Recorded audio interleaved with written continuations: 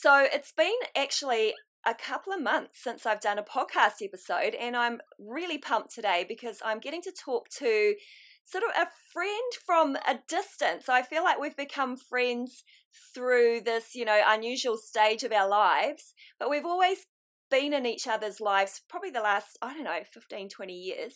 But I'm introducing, it's been a while, right? I'm introducing to the podcast Sexy Aging today, Wendy Elphinstone from Australia. Now, I got a question already. So are you originally from Tasmania and you've moved to Melbourne, or is Melbourne your home? What's the story with that? I was Tasmanian born and bred. Ah, a Tassie. And I didn't leave the island until about, I was 38. So, okay. But you'd had quite a lot of travel, but, off and on the island, yeah. Yeah, for Les Mills nearly every weekend flying out. Yeah. Yeah, and that's where I'm getting to now, is that Wendy and I have met through the incredible family of Les Mills Asia Pacific.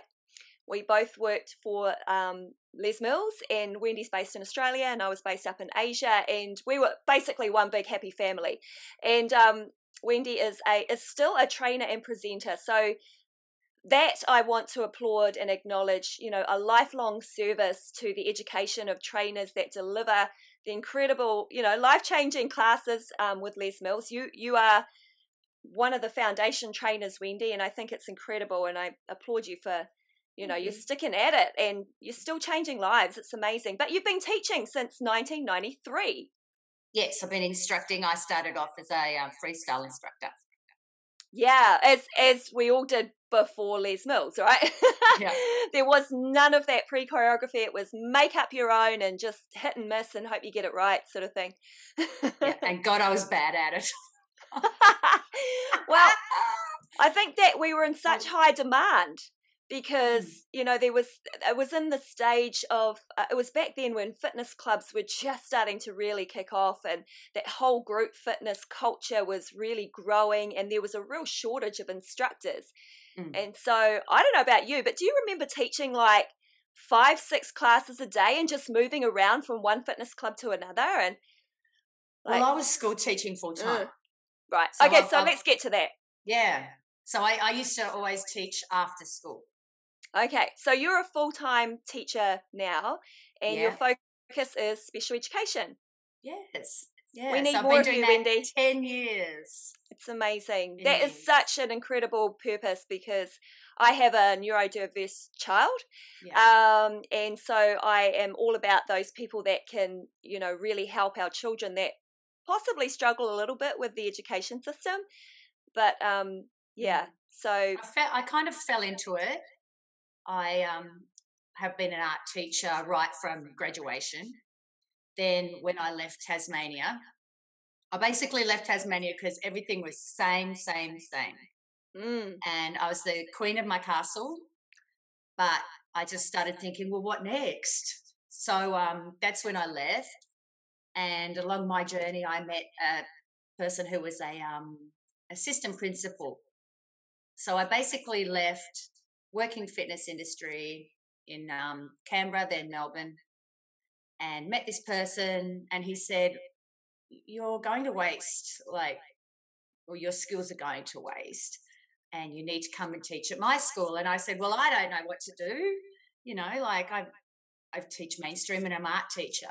So he said, let me mentor you, and the rest is history. Oh, but that's so awesome. I must say it was the best career choice, and it felt like the most important job I could ever do. Yeah. I mean, I would say it's got its challenges for sure, but it also must have incredible highlights, right? Yeah. There's never a dull moment in special ed. There's never a dull moment with my child, I tell you. And I can only imagine what it must be like for a parent with a neurodiverse child. So, at the end of the day, I get to say goodbye at 3:00. For the parents, it's a lifelong 24/7 commitment, challenge, but also lots of love. Heaps of love. Yeah. Lots of learning for both of us, both parties. So we're learning heaps as Sol's parents, and he just brings so much joy to our lives. So we're really fortunate that he is such a highly emotional, intelligent child.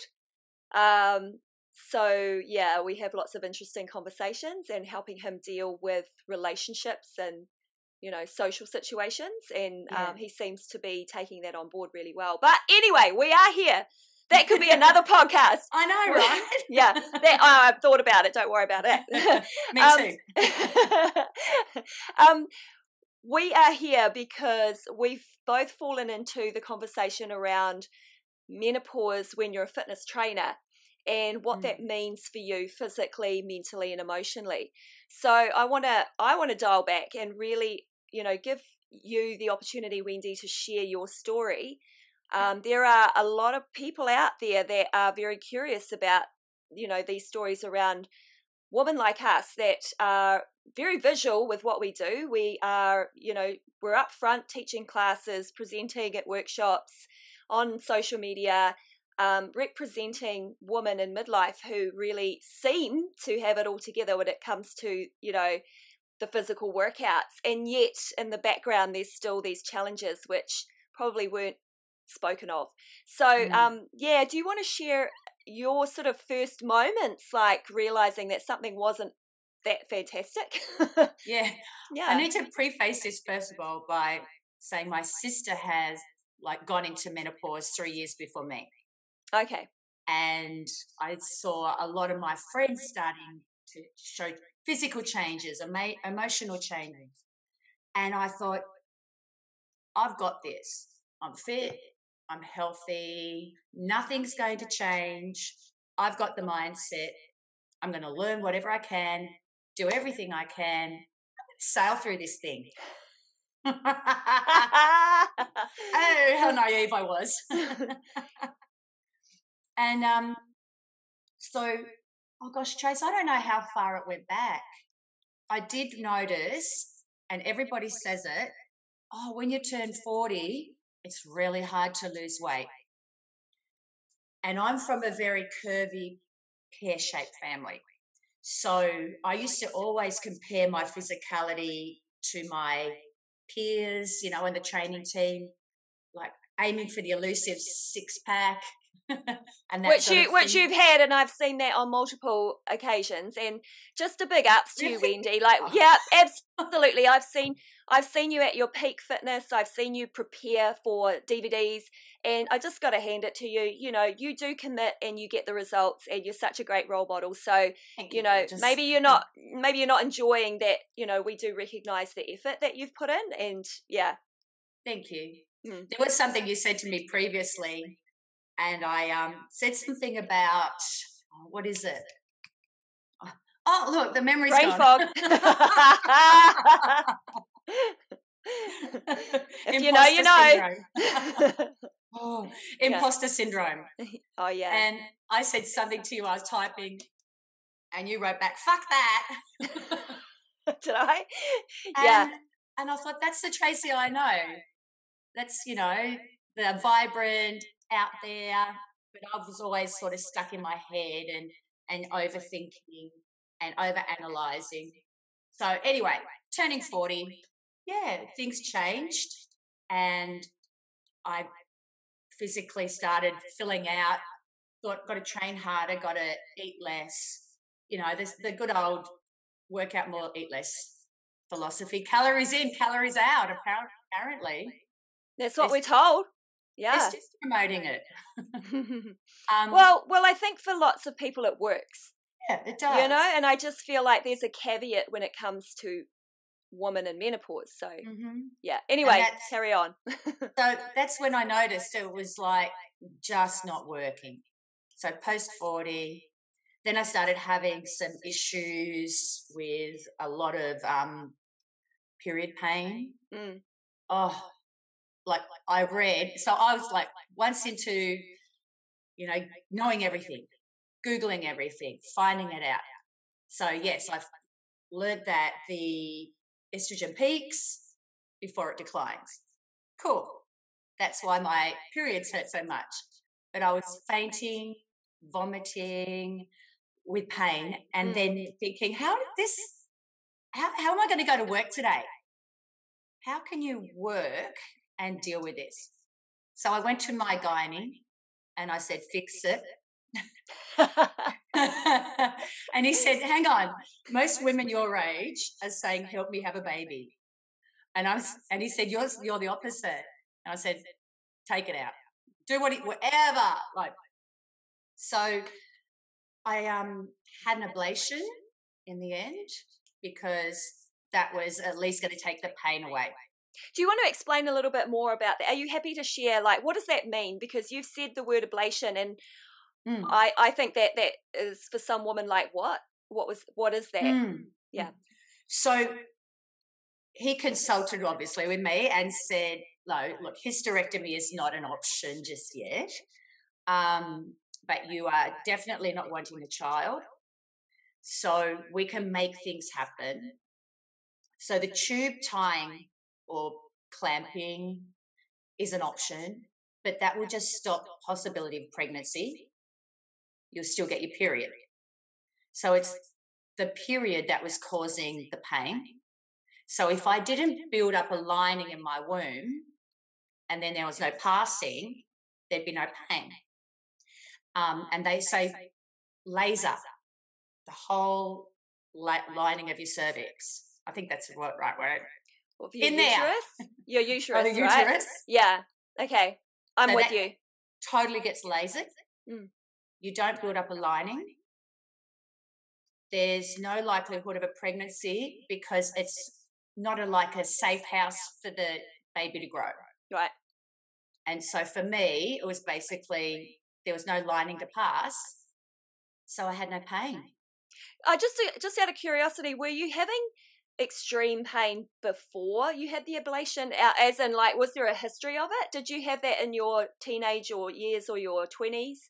Was there something similar? Yeah, because this is the conversation I've had with other women, really similar, is that if they've had that level of pain, the fainting, the vomiting and stuff early on, it sometimes comes back and repeats as you're getting closer to perimenopause or menopause. So this is really interesting. Like, I don't have any facts on that. I just have had a conversation. Yeah. And I think it's interesting just to see what happens, like, with the body, you know, and everybody's different. Yeah. But I do remember in my early 20s, really bad periods, lots of bleeding.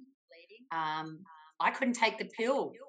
Everyone was unsuccessful until I found a doctor who gave me the strongest one ever, and they took it off the market after a while, but that was the only one that worked. Yeah. So, yeah, I just knew that I was probably a little bit unique, but maybe not. So I must say also there always was presence of precancerous cells. So I had some removed in my 20s, and then in my 40s, hello, they were back again. Yeah. So it kind of dovetailed with the ablation, and I had a few operations, and late 40s was when my gynae said, okay, we're at the point now we need to have a hysterectomy. Yeah.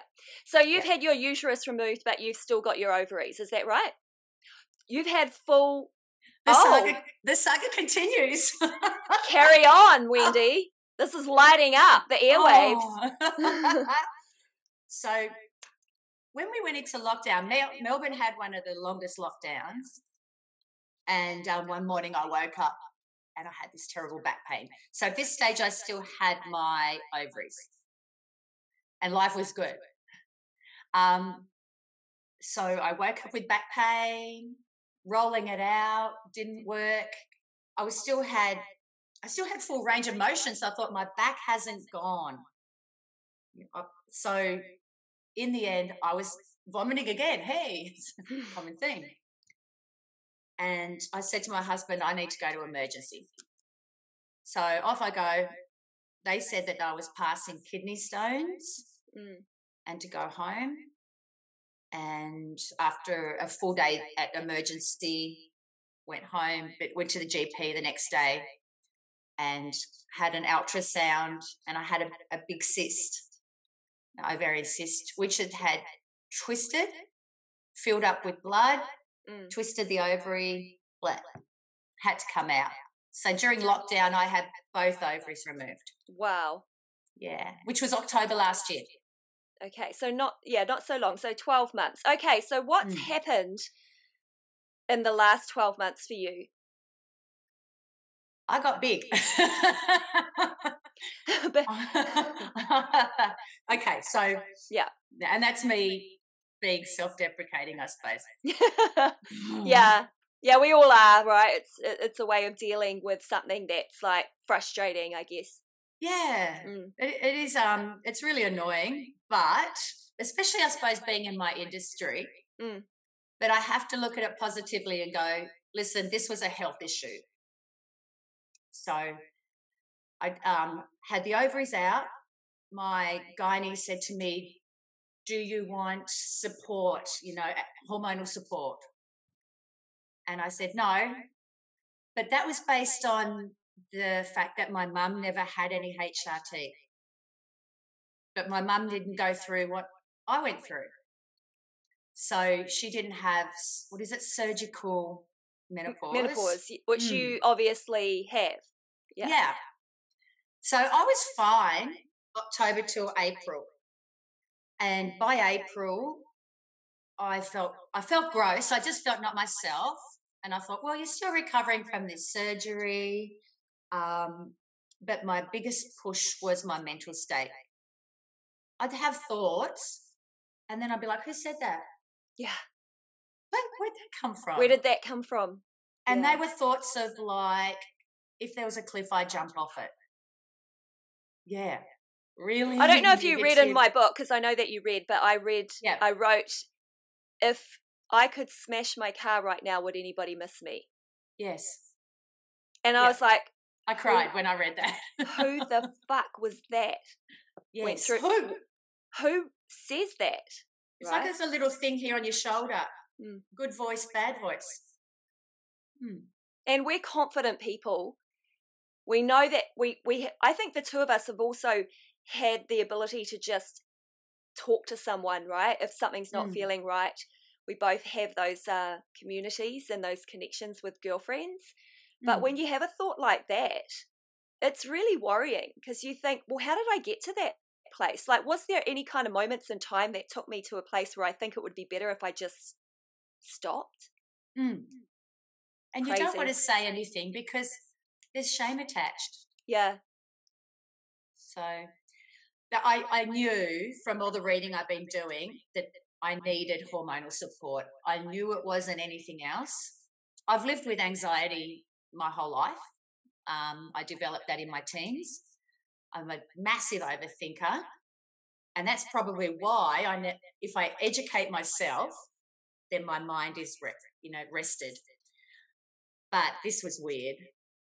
And then I just thought, okay, I need to go see the hormone specialist that the doctor recommended. And I got some estrogel, and that's all I wanted at the time. And within 3 days, I was pushing the trolley in the supermarket and I was singing. Do you remember that? Were you conscious that 3 days? Were you conscious of that moment? Because you talk about it in retrospect, but I remember also, and this is not me going, hey, yo, everybody get on HRT. I think it's just us comparing that there was the before and the after, and the moment in time where you definitely realised something was changed or back to better, right? You're back feeling a bit more stable. And I think for me it was 48 hours, and I could work through 25 or 30 minutes without having a thought about something else I thought I should be doing. Wow, yeah. And I think it was just productivity just went bam. That you're talking about, like walking in the supermarket. Yeah. And I was just, all of a sudden, I was doing Billy Ocean, Get Out of My Dreams. And I thought, who's that? Oh, the bitch is back. Ah!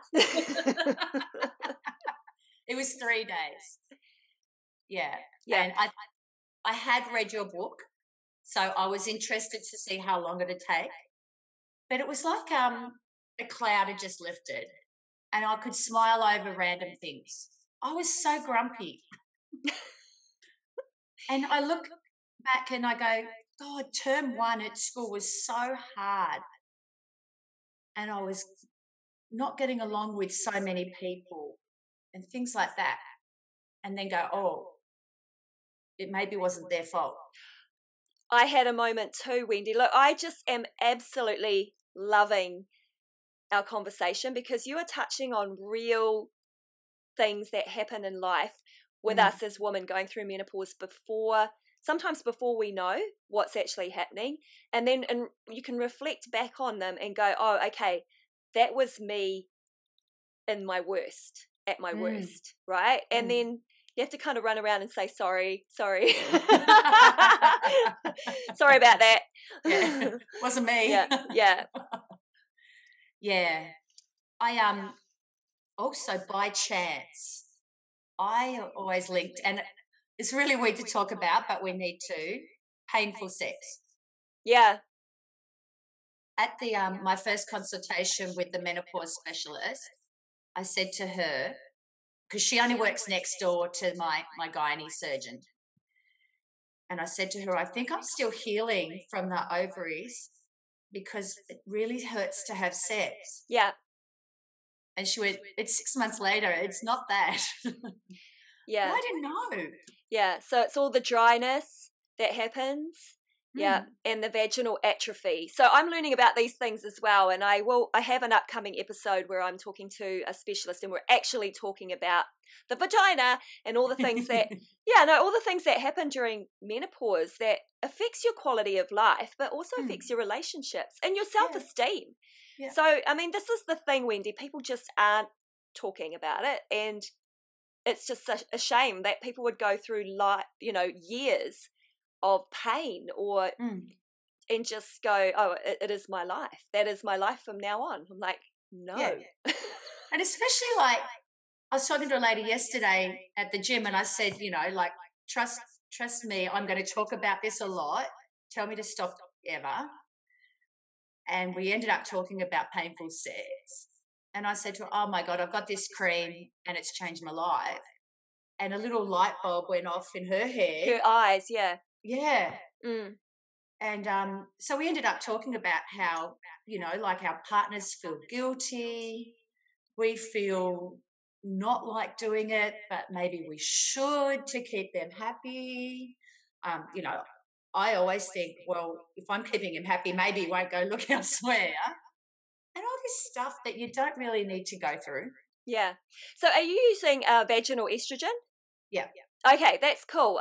Best stuff ever. Yeah, I mean, you could get it over the counter, right? Can you get it over the counter in Australia? Because I think you can get it over the counter here without a prescription. I think we're about to have that now. Because in the UK, it's now you just go into, like a Boots pharmacy and you just buy it over the counter because it should be that easy to get. Yeah. Yeah. No, I think it's just about to happen. Yeah. I read something about it. Yep. Yeah. And I mean, just life-changing for so many women and such a simple little cream. Right? Yeah. Yeah. Yeah. So that's me at the moment. I still find that, say, fitness goals are not happening like they used to. My joints hurt still, but I'm still doing a lot of intense workouts and I'm trying to hold on to my 20s. I'm trying to pull back and listen to my body, but there's that little voice in my head that says, go, go, go, and also work out more, eat less. But I'm getting there. Yeah, I think it is such a massive change, physically and mentally. And it seems to be, it just runs away with you, right? So it leaves you a bit floored and like, whoa, what just happened? After all the work and all the years. And we know what it takes to retain muscle and we know what it takes to shift calories because we've been doing it for years. But then when you get to this stage in life, it's not happening. So a big part of, I think, what we want to try and do is there's a level of acceptance, right? Yes. Yeah. I'm trying to, I practice acceptance, and then I don't. Yeah. I'm like, yeah, because we're in that stage of women that we've been like the ones that have broken the taboo and been like fit in our 40s and six pack in our 40s. Like we're those people, right? And then it just kind of tips. So we're now going, okay, but what happens now? Like, is there a new me at this age of 53 or 52? And can I accept that? And is that going to be okay for me? Like I have those thoughts as well. And where I've shifted, and I think, I've done this the same as you, Wendy. Should I go on a diet? Should I do more of this? Should I do less of this? Now where I'm actually at, what does the rest of my life look like? Yeah. Great. And can I be the healthiest 52-year-old ever? Like I'm feeling, and what else do I need to know other than worrying about my weight or my muscle gain? Because in my case, I lose muscle really quickly and I just get really stringy feeling and just kind of untoned feeling. But now I'm like, okay, you know what? When I do that workout, this is, the number one cause of death for women is heart disease. So everything that we're doing, Wendy, our training and our eating, that should be the focus now, and I'm starting, like, my mind has shifted quite a lot, which is like, I want to be, walking up 100 flights of stairs on the Amalfi Coast at 75, 80. Like those things are dreams and goals that don't seem that far away, but they're important to me. Yeah. And time flies. Yeah, and it does, as we know. Yeah. Yeah. At the moment, I'm trying to come to terms with less cardio. I've always done strength. Yeah. But more mind body. So my idea of a workout, or what I've conditioned myself, is that if I'm not breathing to the bottom of my lungs and gasping for my last breath, I feel like I haven't had a workout. So I've got to practice more acceptance, get some more mind body in my life, and just, once again, like you, think about, well, what does the rest of my life look like? Because being hours at the gym every day is not going to be a part of 70 years old. Yeah, I agree. Wendy, we can be the new sexy aging, which is also sexy in your mind, like how you value life and how you view this, these wonderful decades that are ahead of us. Like, get out there, kick ass in different ways, right? Yep, absolutely. Yeah, it's not like throwing it all away, because I think this is the challenging thing when you've given your life to fitness. It's like transitioning into something that's meaningful and still valuable for yourself and to others. Like, what can you do that's still helping people? And the fact that you're still teaching, that's important, because you've got women in front of you who feel exactly the same way. So you and I spoke on this, I think we did like an Instagram chat one time, and we spoke about how our coaching styles change when we know what, people's pain are. When you understand what people's pain is and they're in front of you, you just become so much more tapped into the people in front of you when you're coaching or teaching them, right? Yeah, I think I'm much more of an empathetic teacher now, whereas before it was just like, everybody go, watch me go. Yeah. and try to keep up. Catch me if you can. Yeah. But now I'm very much more about options, choices, showing top end. But I'll be honest, I can't hold the top end anymore. My joints hurt, so I need to also provide options for myself. Yeah. And so I use that part of my coaching, and I hope they know that I'm feeling it too. And so definitely I'm much more not a softer coach. I'd like to think more empathetic for everybody in the room. Yeah.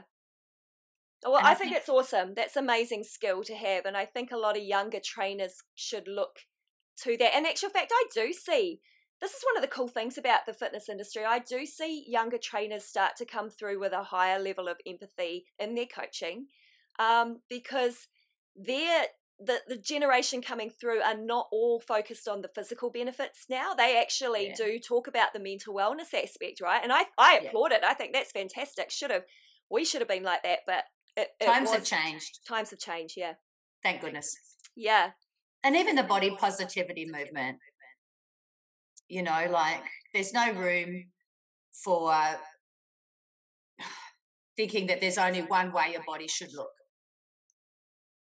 And I've always like this endomorph body, you know, trying to make it a certain size. It's really great now to see all different shapes and sizes being cared or catered for.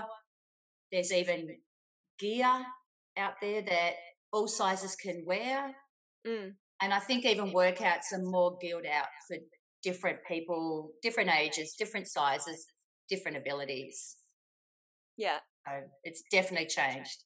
Hallelujah. Well, it's also changing in the menopause space and the aging space, because we're starting to see brands like Dove, L'Oreal, everyone's kind of jumping on the bandwagon.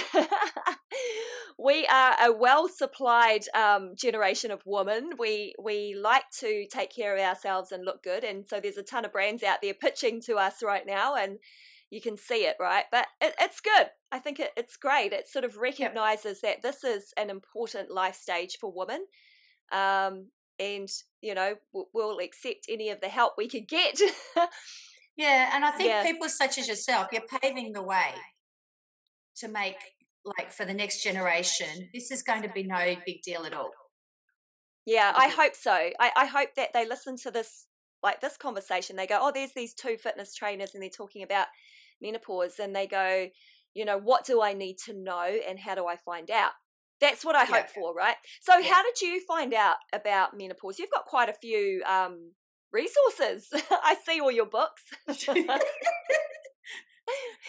Yeah.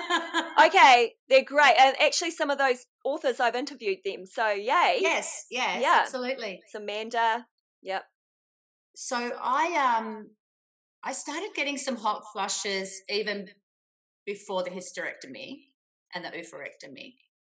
So that's when I thought, okay, I am going into the stage. Mm-hmm. So that's when I started reading and learning. And I think once you start Googling things, other things pop up on your socials. And I discovered Dr. Stacey Sims. And I read everything of hers that I could have. But this was pre-pandemic. And then I really appreciated her work, but I kind of didn't relate 100%. So Stacey writes for the athletes. Yes. Right, yeah. Hey, you know what? She lives in the same town as I do. Oh, wow. We haven't yet met, but we will. Yeah. She's amazing. Amazing, yeah. So she's all about the science of the female athlete, and she does do some work in the menopause space, which is really, really cool. But I feel like, so my take on her work is that she's at the top end. So if you really, really want the science and everything on it, you go there. She's like really periodization in your training and everything. Yeah. But so what about everyone else? That's right. I'm like, I'm not an athlete. I'm a committed, avid gym instructor. So yeah, we don't train for events. It's more like lifestyle fitness. So that was great. Then I discovered somebody else who had a really great program, but it was more geared at women who needed to come back into exercise. Mm-hmm. So whilst I got lots of learning there, it was just like, where do I fit? And that's when your book came out, and I went, oh, this isn't a plug for you, but it is. And I tell everybody about it who comes to the gym, because it's geared at women who enjoy working out at the gym or daily fitness, and then heading into the menopause. How do they deal with it? Yeah. So Yeah, because we see those women in front of us as well. You know, like I just have mentioned this a few times. Like I was in the perimenopause phase for a number of years before I knew that I was. So I went through quite a lot. All the things that you've spoken of, you know, the hot flashes, night sweats, anxiety, imposter syndrome, those things that really kind of sucked me. And I would be teaching and looking at the woman in front of me who were like me. And I was thinking, is nobody else getting this? Is nobody else feeling this? And, you know, hence the whole, does anybody want to talk about it? You know? So, yeah, No. I see those women. Well, the work you're doing is amazing. Thank you. And I think the more that we get the word out, the better. I do see a drop away of instructors of a certain age, and it does make me wonder why. Well, let's talk about it. I think that's a great question. Why are instructors at the age of late 40s, right? Why do they step away from a career of teaching classes? It can't all be physical, but that would probably be a large part of it. The feeling that they can't keep up. Do you think? Maybe they're not sleeping well. Yeah. They're tired, they're anxious, they're going through all of the stuff, and perhaps teaching top end classes and such just becomes a little bit too much. Yeah. And maybe also, like you say, the imposter syndrome, where they believe that they're not a role model anymore. Yeah, where they feel like they've aged themselves out of that opportunity. Yeah. It's been interesting. I've listened to a few other podcasts, and a couple of people have made a statement of, I need to step away from a certain trainer role by a certain age because I don't want to be that trainer on the team who is in their 50s and really should step aside for a younger person. Whoa. My head's blowing up with everything. I don't even know. Yeah, I don't even know where to start with a lot of that. That's a lot in one sentence, because there is marketing and the business aspect of it that probably supports that statement. And I'm not saying or highlighting any businesses that do. I'm just kind of stepping away and going, you know, from a business owner's perspective, like I kind of understand some of that. But from a human perspective and someone that has given and dedicated their lives to fitness, not only that, but the skills that they have, which a younger person won't have.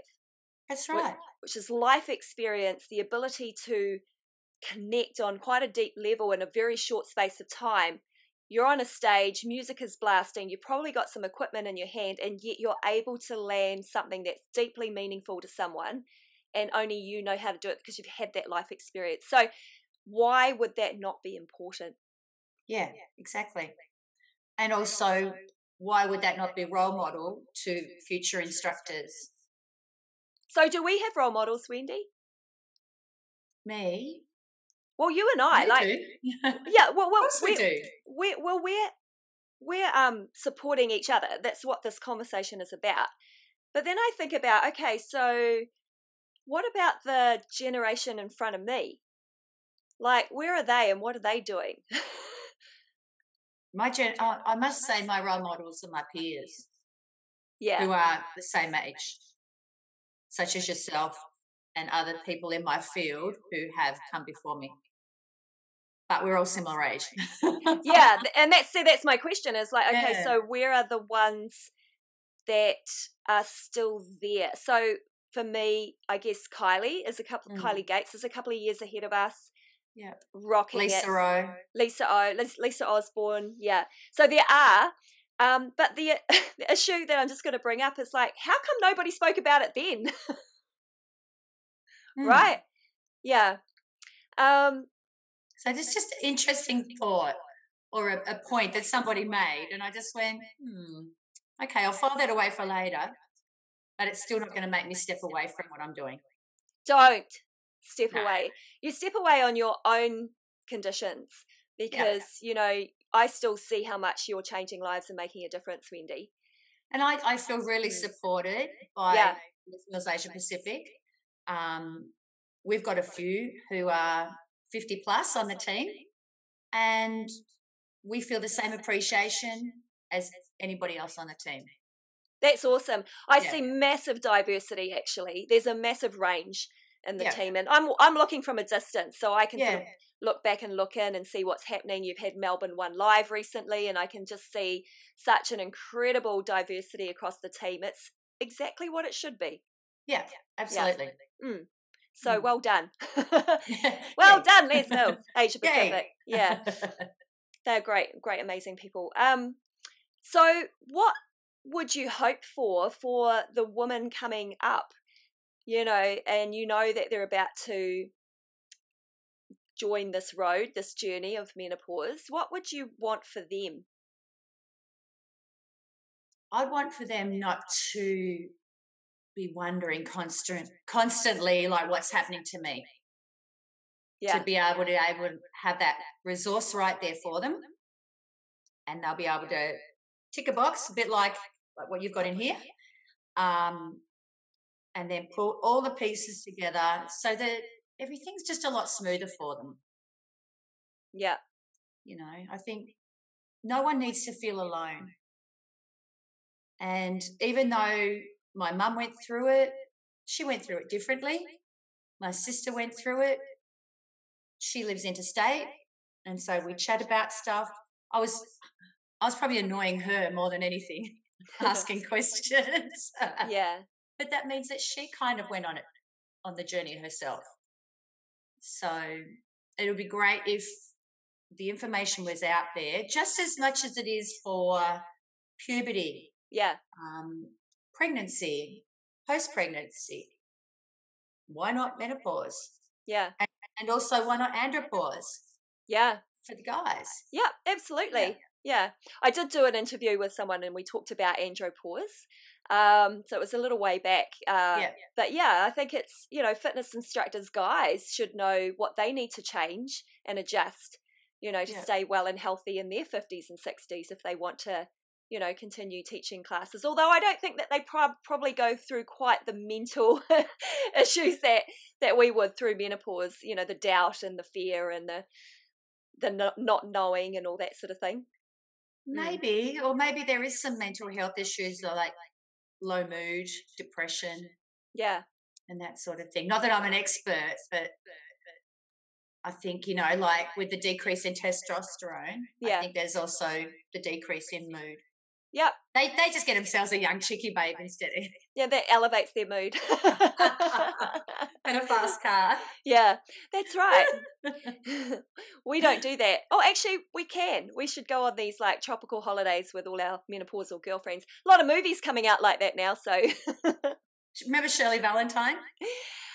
Way back.